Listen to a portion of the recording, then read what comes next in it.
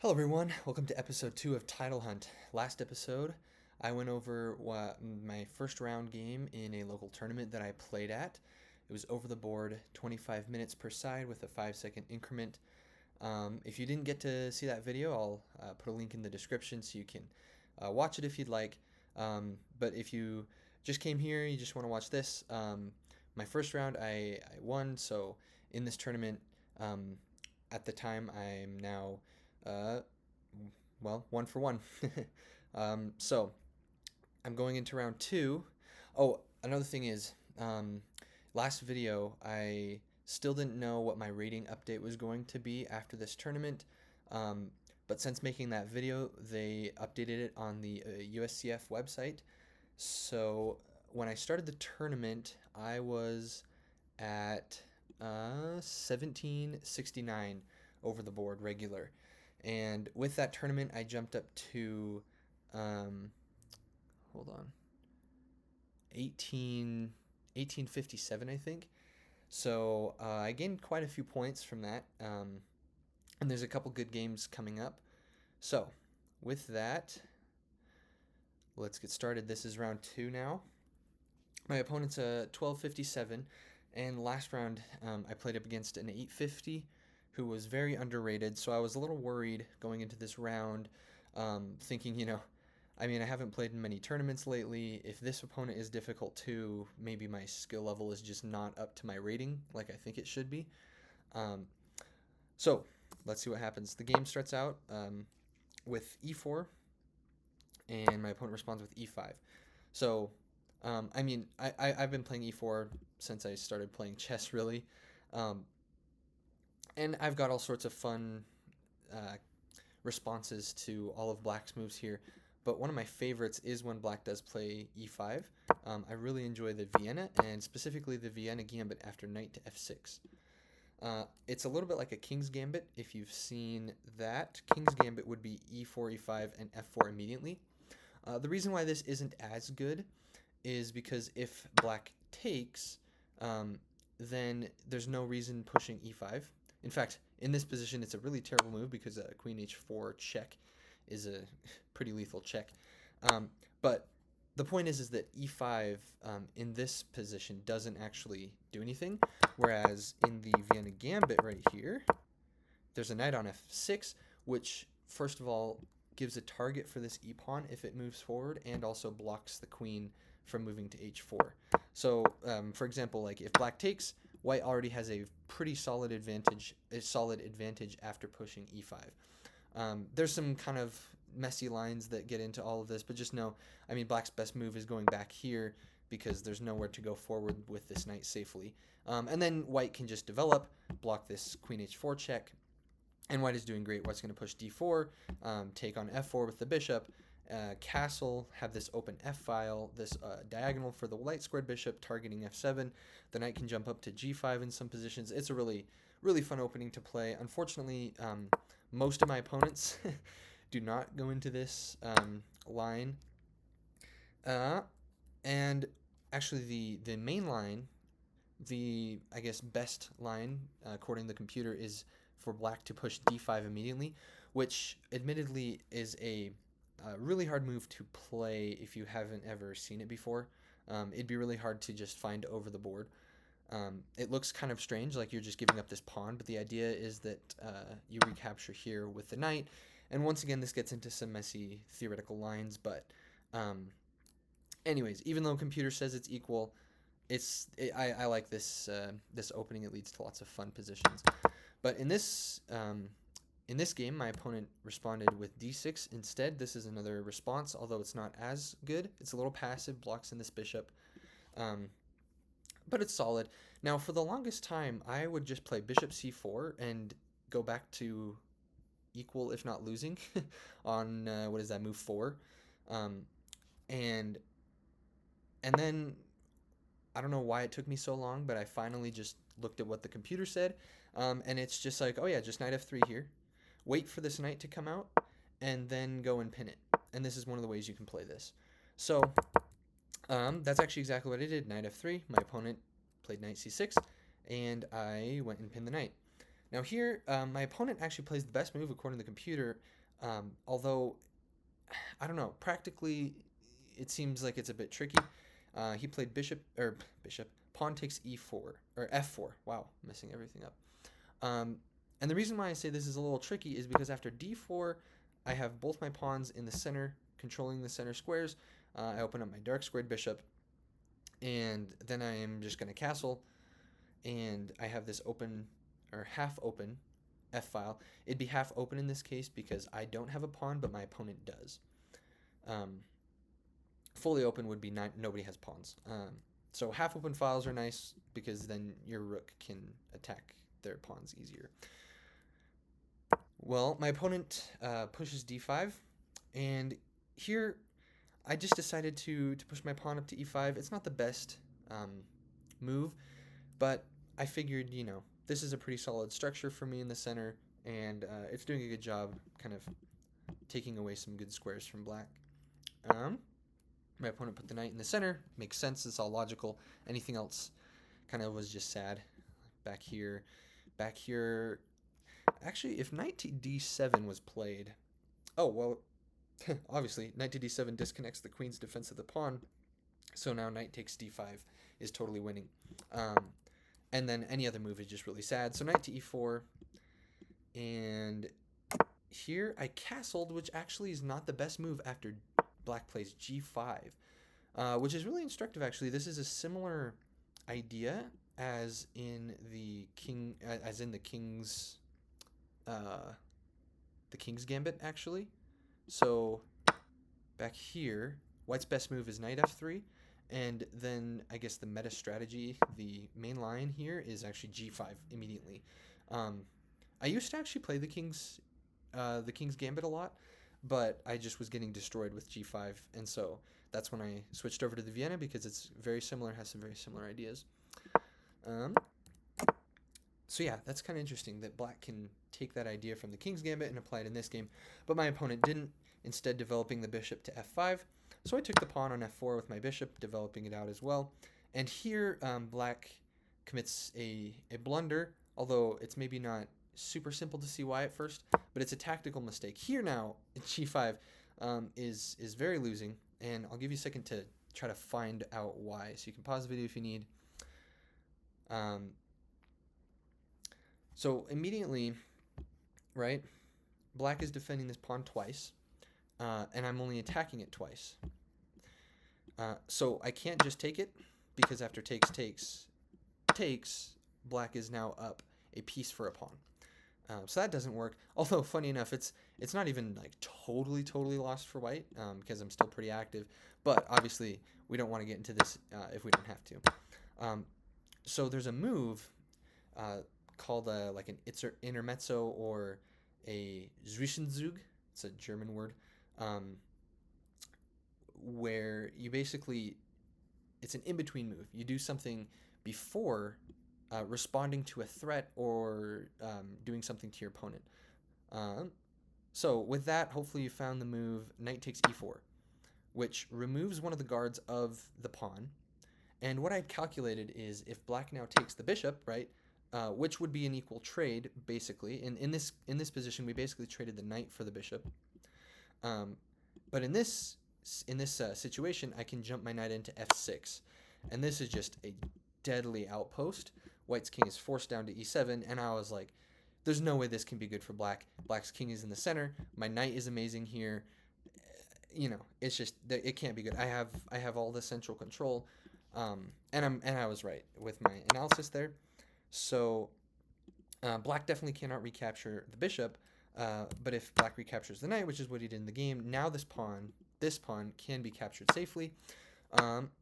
Something else that's pretty important to realize is, I think some people might be tempted to take with the bishop here, thinking that, I'm attacking the queen, like, I want to attack the queen. But, oh wow, that's kind of crazy. Yeah, here, at first I thought that here, bishop takes f3, queen takes f3, queen takes g5 is good for black. But even though black is up 2 points of material, you play queen takes d5, and it's a +6 position for you because you just have so much activity, and a lot of threats too. Anyways, but here, what's more important than attacking the queen with your bishop is actually taking this g5 pawn with the knight. And the reason why that's more important is because this f7 square is really weak and you want to put some pressure on it. And I'll show you what I mean by that in just a second, because it's going to come into play really quick. So here, I think that my opponent had calculated that if he just does some random move, and this might not even be the best move in the position. It probably isn't. But for example, I could like take and then take on f7. And the reason why this is possible is because if the king were to take, I have this discovered check and an attack on the queen. So if the king takes, then I get the queen. And if the queen moves somewhere safe, then I can pick up the rook for free. So black's position is just kind of falling apart. So I think he calculated that and went, well, let me defend f7 with my bishop. So he played bishop to g6. Now, here's another really instructive position. I mean, there's a lot of moves that are winning for white here. You know, the computer's saying things like, bishop takes c6, even just queen e2. But all of the top lines of the computer involve one move that's pretty soon after the second or third recommendations. And that move is the top move of the computer. Once again, this one's maybe a little harder to see, just because it might not be as clear as like a tactic, but it's a positional idea where, because we have castled, our king is not in the center. And so we want to open up the center of the board to be able to attack black, because he hasn't castled his king yet. So the move is e6, because right now we're just threatening to take, open up the center. And the reason why opening the center is good in a position like this is because we're going to be able to occupy the central files that would be completely open, right? Full open file. We'd be able to occupy those with our rooks, get the queen involved, and because our king is over here, he's completely safe. He can move over to h1 if this diagonal gets dangerous, and black's king is stranded in the center of the board and hasn't castled and is too many moves away from castling. So here my opponent played bishop to e7, but that just allowed e takes f7. Here my opponent did play bishop takes f7 and knight takes f7. And once again, like I showed in that position earlier, if the king were to take, then I get this discovered check, this time with the bishop going to c7, and I pick up the queen and would win the game pretty easily from there. So my opponent instead played queen to d7. Now here, it was an interesting moment as well, because I thought I can obviously just take this rook on h8. It's a totally free rook, no questions asked. However, if I were to do that, black can castle. I would move my knight back. And I mean, of course, I'm up 9 points of material. There's no way that I could like lose this position, really. I would have to really try to. But I figured this would allow him to stay in the game a little bit longer. He gets his king out of the center. And it would just prolong it in a way that I didn't want to. I don't know. I was like, well, I don't think that that's the most efficient way to go. And I was actually correct. The best thing is to keep the black's king in the center of the board by playing queen to h5. Defending the knight, preventing black from castling, right? You can't castle through a check. And also setting up lots of discovered checks with this knight and the queen. And here, black is totally lost. My opponent played king to f8. This is a pretty nice little sequence. Bishop h6 check, and just kind of, if the king goes back here, once again I get this discovered check, and I pick up the queen. And if the king comes to g8, which is what happened in the game, as you saw there, I drew this in. He's just totally boxed in, totally stranded in the side of the board. No help from any of the other pieces. And I just brought my rook up, threatening rook to g3. And my opponent played bishop to f8, and it was checkmated 2 moves later. So that was a really good game. And that really helped boost my confidence after the first round, where I felt like I was struggling against that 850. And it was a pretty nice Vienna game. Kind of shows uh, how it can go if somebody goes wrong in the first few moves. Um, and it was a really fun game. So then let's see. Yeah, it was because this is so short. I think I'll go over round three as well. So round three started up, and I was paired against the highest rated player in the tournament, who had a rating of 2080, I believe, at the time. So this was like, I was not expecting to win. I was hoping I would win, but I was really unsure because, like I said, it's been a while since I've played in over the board tournaments, um, and the highest rated player I've beaten over the board is probably 1850, 1900. This guy's almost 200 rating points above both of them, and so I was pretty concerned that it would just kind of be a blowout. But uh, if we go here, this is the game. I played with the white pieces again. The first round I played with black. Rounds 2 and 3 I played with white. And round 4 I played black again. And the funny thing about this actually is I noticed after the tournament that all 4 games they started out with the same openings. Uh, well, what I should say is the games that I played as black were both the same opening, and the games that I played as white were both the same opening. So this game also started out with a Vienna Gambit, and my opponent also played d6. Now here, instead of taking on f4 like my opponent in round 2 did, uh, right here he went bishop to d7, which was logical, just kind of getting the knight out of the pin. Uh, Now, it might be a little bit passive, I think, maybe just a little bit, but it's one of the top computer moves, so nothing too crazy. Uh, Here, I just decided to defend the center a little bit more. Um, what I mean by that is this knight is threatening, well, not really threatening, but it's putting pressure on e4, and I'm defending it with my knight currently, but the fact that the knight is the only thing defending this pawn kind of ties it down to the defense of this pawn. And what I mean by that is, say that black was to somehow, do something where he was able to take this bishop, and if I recaptured, then this knight would not be defending e4 anymore. It's just a good idea to not tie down your pieces as much, right? The point is, I noticed this pawn was only defended by my knight, and the bishop was only defended by my knight. So, strengthen the center, and also open up this dark squared bishop. And here my opponent kind of got into some complications early on. It's not actually too complicated, but there were a lot of little nuances that I had to think through. Because I was trying to figure out, do I take the bishop with check first? Do I take the knight with my knight? Do I take this pawn? I guess not right now. It's like, maybe do I take this bishop first and then take the pawn? And then, I was really just trying to figure out what order to do things in, and eventually I decided to take this bishop with check. And I thought that he might, I don't know why, but I thought he might take with his knight. I guess I wasn't expecting him to try to castle long. But when he took with his queen, see, a move like queen takes d7 is kind of an indication that black is maybe thinking about castling queenside.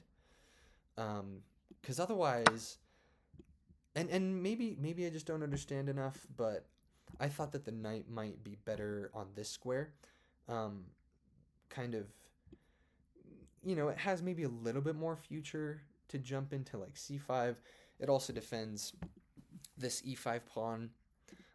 Whereas on f6, it's kind of just staring into my pawns right here, and over here there's not really much that's too scary at the moment. Anyways, so when my opponent took with the queen, I thought, oh, I think maybe he's gonna try to castle queenside. So now I was thinking about ways that I could kind of lock in the center after he castles, so that I can try to launch a queenside attack with my pawns. And the way I decided to do that was by taking his knight with my knight, so that after he recaptures, so he has these double D pawns now. They're not terrible though, because they do have a kind of good clamp in the center. And after, well, obviously here my knight's under attack, and the only move that really makes sense, these two moves, obviously just lose the knight in one move. This move is pretty terrible because black can just recapture, and this is not very good for us. It also kind of weakens this f pawn. Anyways, so the most logical move is just knight retreating back to e2 and attacking this pawn on d4. And actually, one of the only ways that black can really defend this pawn is by pushing c5. Black can try to go queen a4, but I didn't even really look at any concrete lines here. I just figured there's no way that the queen can really just kind of come out here to the side of the board.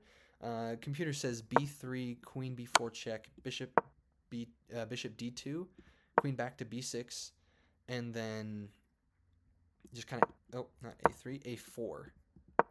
And yeah, I mean, I was like, I'm just going to gain so much tempo on this queen if he goes queen to a4. It's not going to be a problem. So the only other move that makes sense is c5. And so here I just castled. He castled queenside. And so right away I was like, well,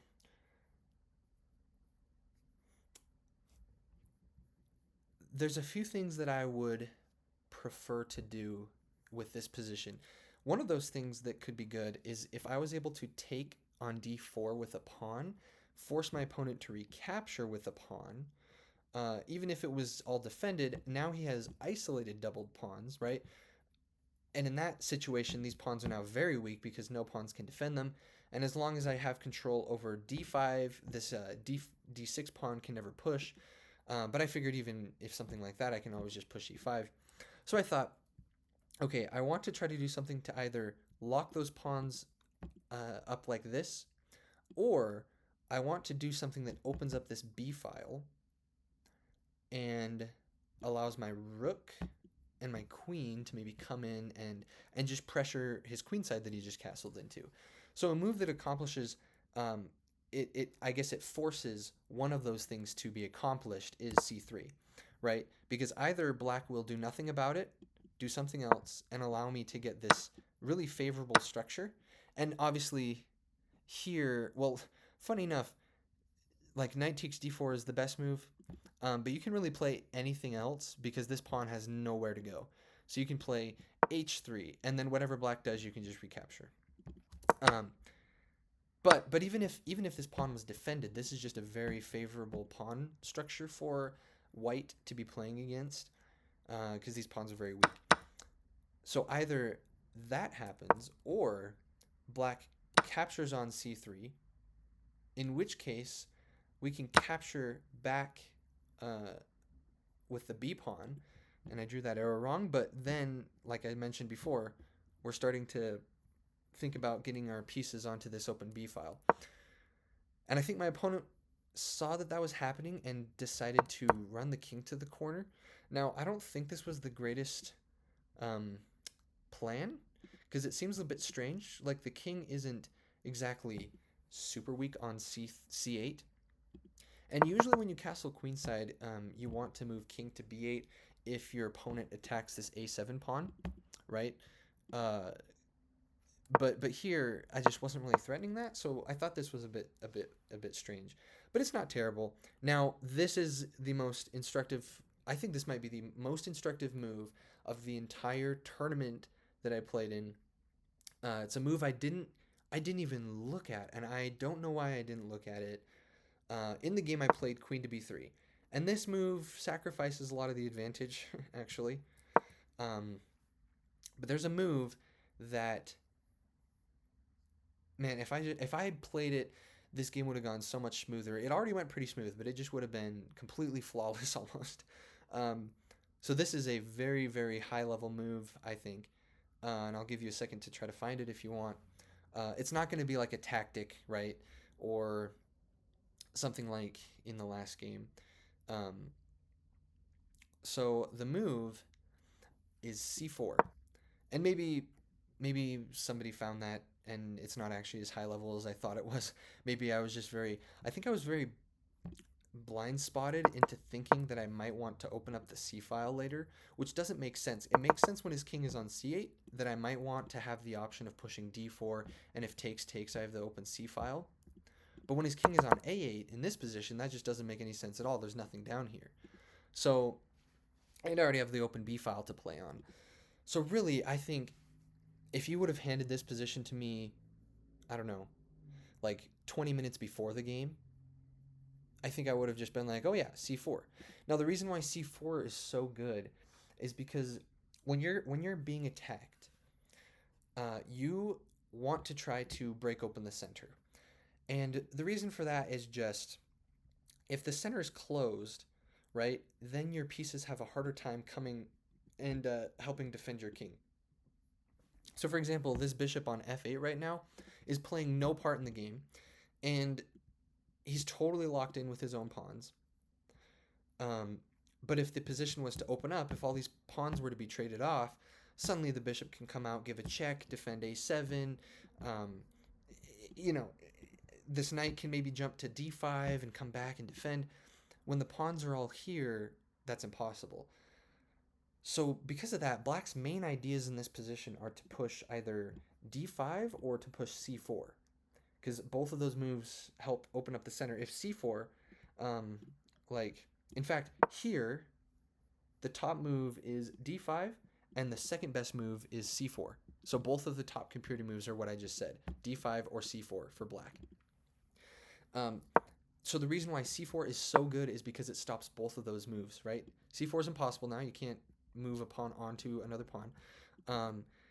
And d5 is also impossible because then I just recapture. And my pawns are really strong. And now it's even worse in the center.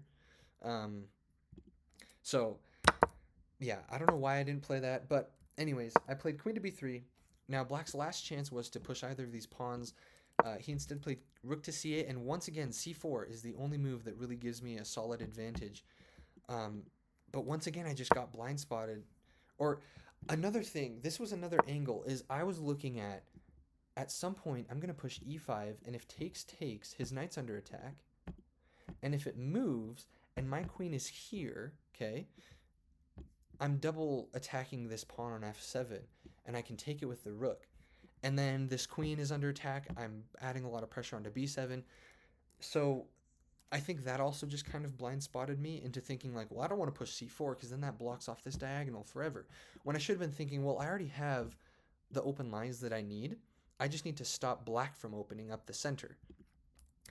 So anyways, I pushed d5. My opponent took. I took back. And then this was his greatest move of the game. Only move, c4. Really great pawn sacrifice. The whole idea is that after takes, like I mentioned, the open is now center. The center is now opened. There's lots of lines to my king, potentially lots of lines for my opponent to defend his position. And also, now I have doubled isolated pawns on the c-file. I much rather would have had this kind of a pawn island in the center with all three of my pawns next to each other. This is just not good, and one of these pawns might even just be so weak that I can't defend it at some point. So that was a really good move by my opponent, and I kind of saw it, but I also just thought that it was still going to be okay for me. And I guess it technically is. It's not losing, but I could have played it a little bit better. So here I saw that after knight to g4, he would be threatening this check.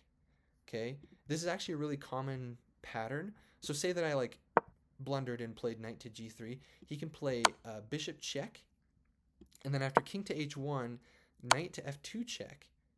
The funny thing is that, yeah, in this position, in some positions, it's actually very rare that king to g1 is safe because there's all sorts of discovered checks with the bishop.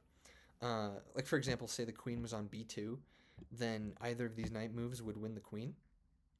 In this position, it's okay, but still, it's not a very good position for white. And, you know, in a lot of cases, you end up needing to sacrifice your rook for the knight just to stop all of that. However, I saw that in this position, my knight can actually jump and block that check. So I played the top move of the engine, bishop to f4, which develops the bishop, protects this e5 pawn as well, and also connects the rooks, which basically just means that the rooks can now defend each other, which is just helpful, right? I mean, when they're disconnected, they can be attacked easier and taken sometimes. But anyways, so here I played knight to d4, like I said, and and here I actually also calculated I'm not scared of takes, because after king h1, knight to f2. Now in this position, king to g1 is a terrible blunder. This is a really well known checkmate called the smother mate. So if you know it, you know it. If you don't, this is how it goes.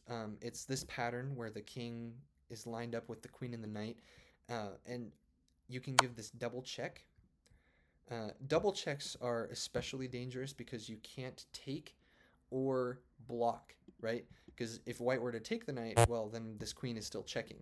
So the only thing you can do during a double check is to move the king. And then it's a really fancy position. You sacrifice the queen on g1. The rook is forced to take because the knight defended the queen. And then you sneak your knight back around here and deliver a checkmate with a single knight, and the king is blocked in with all of these pieces. So smothered mates are really fun to get over the board. But thankfully, I saw that, well, because my rook is on f1, I can sacrifice my rook. And it's actually not even a sacrifice, because the whole, I guess, idea that I saw behind all of this is that b7 is always under threat of checkmate. And so because of that, after king to h1, this all happened in the game at least. I saw he can't go knight to f2. He has to defend b7 somehow. I also actually saw this nice little detail after b6. Try to find the winning move here. It's a fun, it's a little bit of a harder tactic, I would say. You move queen to f3, which is just a very long fork, right? So you check the king, and then you're going to take the knight. So I saw b6 doesn't work. So the only two things that black can do are try to defend it with the rook this way, or I guess maybe the third thing would be try to defend it with the queen somehow. Here my opponent played rook to c7, and right away I noticed, well, the rook is defending b7 on these three squares. So if I can try to attack this rook and maybe take away all of these squares as safe, right? Attack all these squares, the rook's going to have nowhere to go, and then I'll be able to win it or get a checkmate. So with that in mind, this move should be pretty obvious, and if you're able to see this this potential attack on the rook, the move is e6. So funny enough, the nice move in last game was right here. The nice move was also e6. So just kind of a funny little detail. And the reason why this is nice is because the bishop's attacking the rook. The pawn also takes away d7. So black's only move really is to play rook to e7 to keep defending b7. The top move of the computer is literally queen takes c4. That's how desperate black is in this position, just because of all the threats of checkmate. But my opponent did play rook to e7, and now, once again, I thought, okay, so the rook is defending b7, but in this position, the only safe square for it is e7, now that my pawn and my bishop are taking away d7 and c7. So I was like, well, let's slide the queen up. Queen to b4, and now the rook has nowhere safe to go while still protecting against checkmate. So here I actually calculated a pretty funny line. If rook h to e8, defending this rook, I saw that black's back rank is weak, and I mean, a lot of moves win here. Bishop to d6 is the most simple, and I saw this later, but before I saw bishop to d6, I also saw bishop to g3, because obviously the rook can't move from the second rank, or the seventh rank, I guess. And if black tries to like take this pawn, for example, I can actually just take the rook with my queen, because if the rook takes, well, I get this back rank checkmate. So yeah, I was feeling pretty good about this position here, and I was kind of freaking out because I was just thinking like, wow, I'm actually doing this against a 2060 rated player. And here my opponent played queen to f6. So I thought, well, the queen's defending the rook. Um, so now, obviously, I can't take it, but why don't I add another attacker onto the rook and also attack the queen with my rook? um, right as I moved here, I thought that black might try some little tricky, I don't know, queen to h4. Because here, after bishop takes, well, now this is actually a checkmate for black. So the bishop needs to guard h3. But I just was like, well, this isn't scary at all. I can just push h3. And now I'm still threatening this rook. I'm still threatening checkmate if the rook moves away. And it's just not going to go well for black. um, but in this position, instead of playing queen to h4, my opponent just played knight to f2 check, and on the only two legal moves I have are rook takes and king to g1, and both of them are totally winning. But I was like, well, let's just take. That's more simple. Um, and queen takes, bishop takes rook. So now I'm up a piece, but the position is much worse than that for black, because I still have this open b file that ended up proving really lethal for black. Um, Still threatening checkmate, and now I also have this pawn that is literally 2 squares away from becoming a queen. So that's just way too many threats for black to deal with. He played b6, stopping checkmate. And here I was like, well, if I play queen to d6, I'm threatening queen c6. So I'll just show you, like, I'm threatening queen c6, king b8, and bishop back to d6 checkmate. This is also kind of a nice checkmate pattern to know, is if the queen, if the queen and the bishop are kind of teamed up like this, they can checkmate the king. It happens a lot in endgames where the queen is like a knight's jump away from the king. So say that the queen was like on a6 and these pawns weren't here. The bishop slides back and the queen guards these squares and the bishop guards that square and then delivers checkmate. Pretty cool. But here my opponent tried to run with his king. So this was a pretty nice move. There's a lot of positions where you're totally winning, but just to kind of make it even more convincing, I guess, or make it even harder for your opponent to come back, you can throw in a queen check to win an extra pawn. So what I mean by that is, here I saw, of course, if I take, and black recaptures, obviously I'm still totally winning. I'm up a bishop in this endgame, but and the king is really weak for black. But I was like, well, why don't I just give this check, queen to d5, and wherever the king moves, now I can just take on f7, and it's totally free now because my queen is defending, right? So now I'm up a bishop and a pawn, and I'm threatening to promote. And so here my opponent just resigned, and he was down on the clock as well, so it was not looking too good for him. But so yeah, that was round 2 and 3 of this tournament, and after this game, I really felt like I had kind of grown as a chess player.